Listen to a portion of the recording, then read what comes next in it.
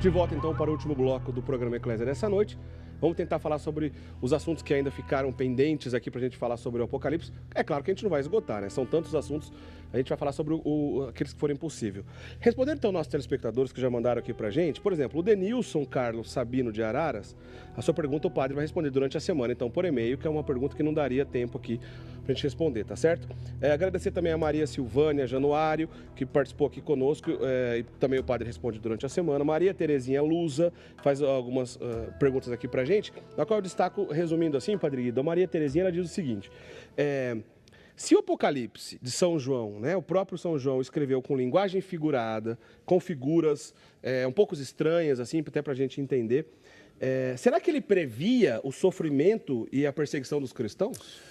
Em primeiro lugar, o nome dessa pessoa? A Maria Terezinha. Ela quis dizer que se previa sim, nesse sentido porque as pessoas não poderiam descobrir, né? Se era uma previsão. Em primeiro lugar, senhora, São João estava já vivendo na pele as perseguições.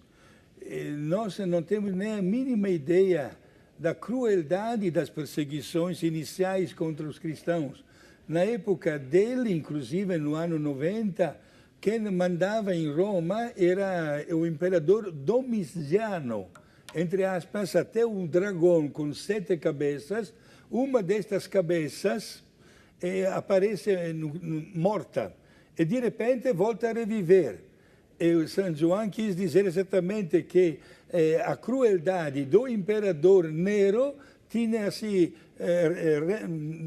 voltado a reviver no imperador Domiciano. Certo. E não sabia, inclusive, o São João, que lá pelo ano 280 chegaria ao trono de Roma um dos piores imperadores, Diocleciano. Então, não dá para dizer que era só uma previsão, já era uma vivência. Não, era uma vivência, exatamente. Era um momento muito difícil que os cristãos estavam passando e ele, São João, está fazendo de tudo com este documento para manter firme a fé.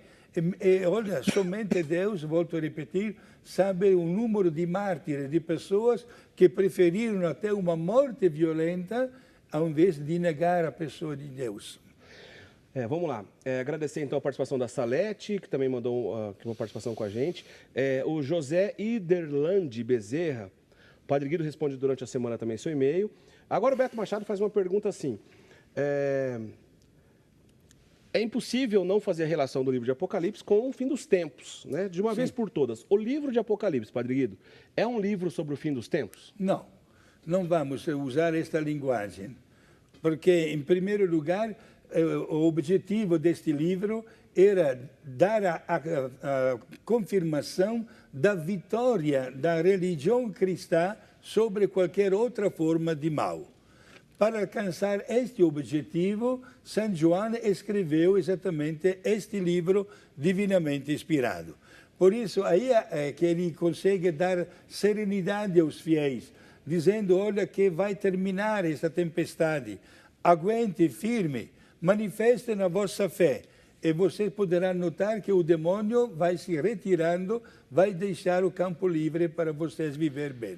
É claro que não é, como o senhor disse, diretamente um livro relacionado ao fim dos tempos, mas tem uma outra expressão, dentro daqueles 21 símbolos que o senhor separou para a gente, não vai ter tempo de falar de todos, mas um deles é o Armagedon. Sim. Né? É quase sinônimo de fim dos tempos, mas não, a gente não deve pensar assim. Não, Armagedon em língua grega é mais Armagedon, né? Certo. Também, que significa a destruição dos exércitos inimigos.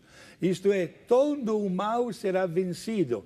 E a imagem mais profunda que São João coloca neste livro para dizer isso é que o dragão, isto é, o demônio, que vai ficar preso por 1000 anos e depois vai ser solto por um breve período, no final vão descer os anjos do céu que colocam este dragão no lago da morte, que simboliza a morte da morte. Entendeu? Isto é, a derrota final do mal. Nessa história toda que o Apocalipse traz, dessa derrota do bem e do mal, a gente vê claramente a presença também direcionada aos anjos, inclusive Miguel, né, padre? Sim.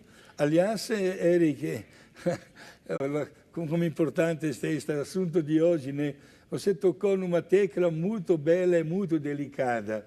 Por quê? Porque no livro do Apocalipse aparece também a figura de São Miguel Arcanjo. É ele que recebeu a ordem de Deus de expulsar do paraíso os anjos infiéis. Aí alguém poderia perguntar, o que é isso, padre? Explique com palavras um pouquinho mais simples. Gente, é claro que Deus apresentou também para os anjos uma determinada provação. E vários anjos ficaram fiéis a Deus, outros se rebelaram contra Deus. Alguém perguntaria que tipo de provação? Não está registrado no livro do Apocalipse. Certo. Só que nós, biblistas, digamos assim, temos uma orientação que parece bastante válida. Dá para dizer que há um consenso entre os biblistas. Sim, há um consenso, exato. Tá. Poderia ter acontecido o seguinte, prestem atenção. Pode ser que Deus manifestou aos anjos o mistério da encarnação de seu Filho. Isto é, disse para os anjos o que é que aconteceria num gesto de grande bondade para com a humanidade.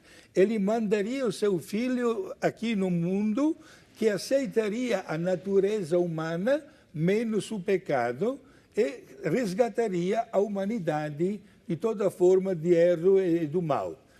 E pediu para os anjos de adorar o seu Filho. Foi aí que os anjos se separaram. Por quê? Ao passo que um grande número adorou a Jesus, outros anjos começaram a refletir. Mas para aí, é verdade que Jesus é Deus, e como Deus, sim, nós vamos adorá-lo. Mas ele vai ser homem também. E como homem é inferior a nós.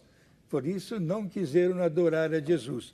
É aí que Deus castigou os anjos maus e criou o inferno para eles e encarregou Miguel, inclusive a palavra Miguel em hebraico significa quem é como Deus. Foi ele que expulsou os anjos maus do paraíso. Nosso tempo já está caminhando para o fim, mas a gente ainda tem um tempinho. Eu queria que o senhor resumisse e explicasse para a gente sobre os 4 cavaleiros. Inclusive, a pergunta da Maria Afra de Almeida, ela é de Varzedo, na Bahia. Ela gostaria de saber, então, sobre os cavaleiros do Apocalipse. Ainda nas primeiras páginas deste livro maravilhoso, se encontra exatamente esta imagem. São João convida, usamos a palavra um pouquinho moderna, convida os habitantes das 7 cidades por ele evangelizadas a entrar, digamos assim, num instrumento que leva lá em cima, como um grande terraço. E de lá, o que é que todas as pessoas notam? Deus sentado com um grande livro nas mãos, com 7 cadeados. Entra Jesus com a chave para abrir os 7 cadeados. E quando abre um cadeado, saem 4 cavalheiros que estão montando um cavalo branco, que recebe da parte de Deus a ordem, vai e volta vitorioso. E logo desaparece, vai para a sua missão. Logo em seguida aparece um cavalo cor vermelho. E Deus diz para o cavaleiro, vai lá na terra e tira a paz.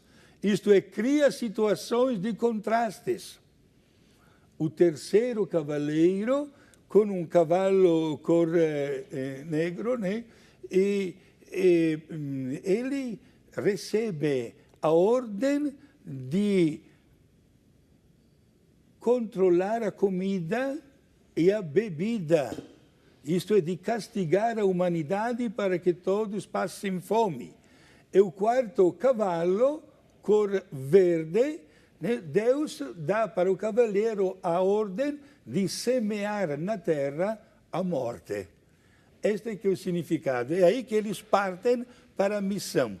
No final do Apocalipse, quem volta vitorioso é o cavaleiro que traz também roupa branca, montando um cavalo branco e que se identifica na pessoa de Jesus.